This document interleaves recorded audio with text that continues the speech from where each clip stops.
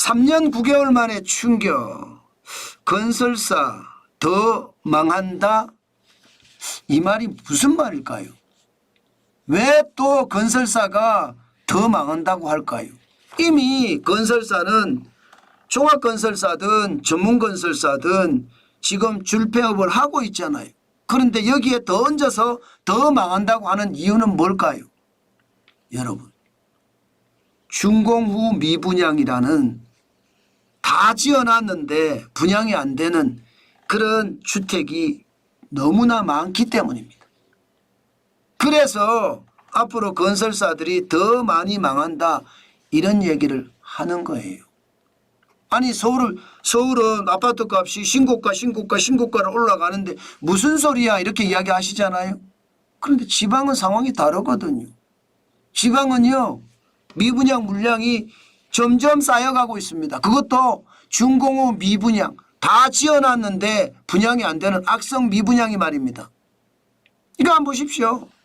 7월 기준으로 악성 미분양 준공후 미분양이 10,000가구가 넘습니다. 16,038가구예요. 진짜 많죠. 16,038가구. 작년 12월에 1,857가구에 비하면 올 들어서 여러분 47.7%가 늘어났습니다.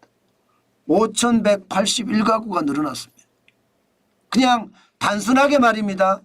단순하게 집값을 뭐 이렇게 잡을 수는 없지만 3억만 잡는다고 치자고요. 늘어난 것만 3억만 잡자고요. 그럼 3, 5, 15. 뭐 단순하게 여러분 그냥 순식간에 1조 5천억이 되는 거예요. 순식간에. 늘어난 금액만. 그런데 10,000가구가 넘잖아요. 그러면 적어도 물린 돈이 얼마나 될까요? 물린 돈이. 제가 3억만 잡았잖아요. 그럼 4조 5천억 5조가 되는 겁니다. 여러분 알다시피 4조 5천억 원, 4조 5천억이 묶여 있다고 가정을 해보자고요. 그러면 건설사들이 돈이 돌아갈까요? 돈 돌아가기 쉽지 않습니다. 진짜 어려워지는 겁니다. 게다가 여러분 16,038가구라는 숫자는요 3년 9개월 만에 최고치입니다. 3년 9개월 만에. 와, 이게 이 정도까지 가리라고 어느 누가 생각을 했겠습니까? 그 정도로 말입니다. 굉장히 어렵다는 거예요. 2020년이면 이때까지 가야 되네. 그죠? 2020년 10월에 16,084가구였거든요. 2020년 10월. 이때 이후로 3년 하고도 9개월 만에 최악이라는 거예요. 그 정도로 말입니다. 상황이 어렵다. 저는 그렇게 생각합니다. 그런데 그러면 어디가 망할 것인가? 이거를 우리가 한번 생각을 해볼 필요가 있잖아요. 그러면 미분양이 전체가 어디서 일어나는지를 보면 그 상황을 우리는 이해할 수 있을 겁니다. 일단 말입니다. 일단 이거부터 보시죠. 전체 미분양은 6월에서 7월 사이 좀 줄었어요. 74,037가구에서 7월에는요 71,822가구로 2,215호가 줄었습니다. 3%나 줄은 숫자예요. 그런데 악성 미분양은 늘어났습니다. 준공후 미분양. 지방이 어렵다는 이야기가 이걸 보면 지방이 어렵다. 서울 수도권은 줄었다 이런 이야기가 되는 거고요. 서울 수도권이라는 게 여러분 지금 현재 서울은 신고가 행진, 수도권도 따라오는 행진, 역세권을 중심으로 집값이 올라가고 있잖아요. 그래서 미분양이 좀 줄지만 지방은 상황이 다르다는 거예요.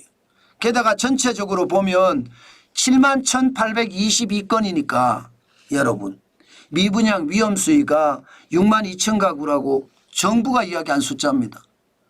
물론 업계에서 이야기하는 것은 이게 5만 가구 내지는 52,000가구 이 사이라고 이야기하거든요. 그러면 71,822가구면 지금 굉장히 심각하잖아요. 게다가 여러분 미분양은요 절대로 건설사들이 정직하게 말하지 않습니다. 이거 말입니다. 최소로 줄여서 이야기합니다. 아니 우리 회사 아파트가 미분양이 났다. 이 말이 기사가 되면 될수록 그 아파트는 분양이 안 되는데요. 그래서 최소만 이야기할 수밖에 없어요. 극단적 위기가 와서 최악을 가면 저는 확 내놓는다고 생각하거든요. 그러면 2009년 3월에 이때가 진짜 극단적 위기잖아요. 글로벌 금융위기 때문에 3월에 16만 5,641가구 이렇게도 갈 수 있습니다. 지금이 7만 1,822가구라고 하지만 이게 말입니다. 제대로 내놓은 게 아니라니까요. 그렇게 생각을 하면 지금 사실상 저는 건설 쪽이 굉장한 위기가 지금 와 있다. 그런 생각을 저는 합니다. 그 정도로 상황이 너무너무 나쁘다는 뜻입니다. 게다가 제가 지방부터 자꾸 망한다고 말씀을 드리잖아요.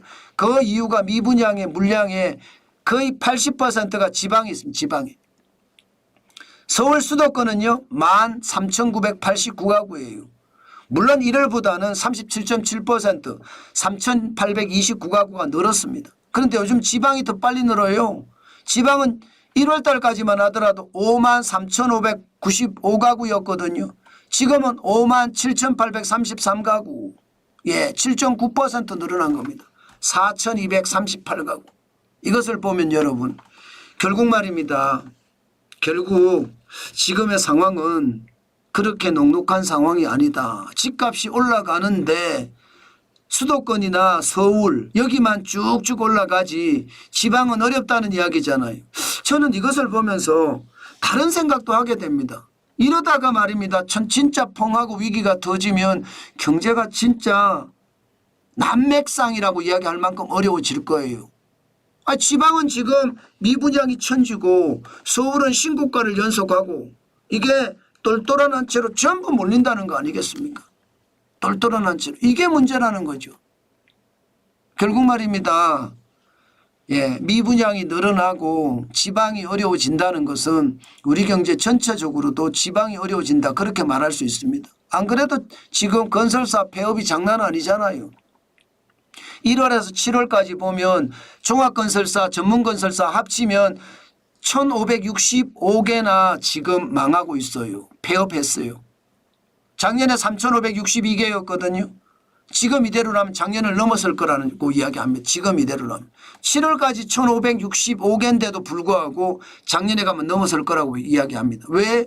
연말로 가면 갈수록 이게 폐업이 더 늘어나기 때문이에요.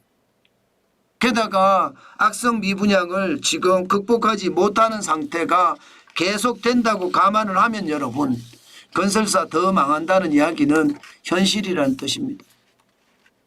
예, 어떤 분들은 그런 이야기를 해요. 정관진 TV를 보시면서 예, 왜 이렇게 부정적이야 그렇게 이야기하지만 제가 부정적으로 말하는 것이 아니라 현실을 이야기하는 거예요. 현실을. 있는 그대로. 그리고 부정적이라는 말은 틀린 말이고요. 저는 비판적으로 이야기하는 겁니다. 비판적으로. 부정적으로가 아닙니다. 있는 그대로의 사실을 있는 그대로 분석해서 여러분들에게 전하는 겁니다. 그만큼 말입니다. 제 지표를 가지고 추세선으로 여러분들에게 보고 드린 내용들이 틀린 일이 거의 없잖아요.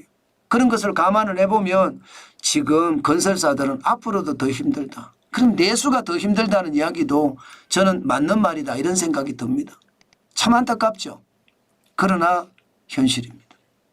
저는 이럴 때 건설사에 대한 투자 진짜 조심하시라는 말 다시 한번 강조합니다.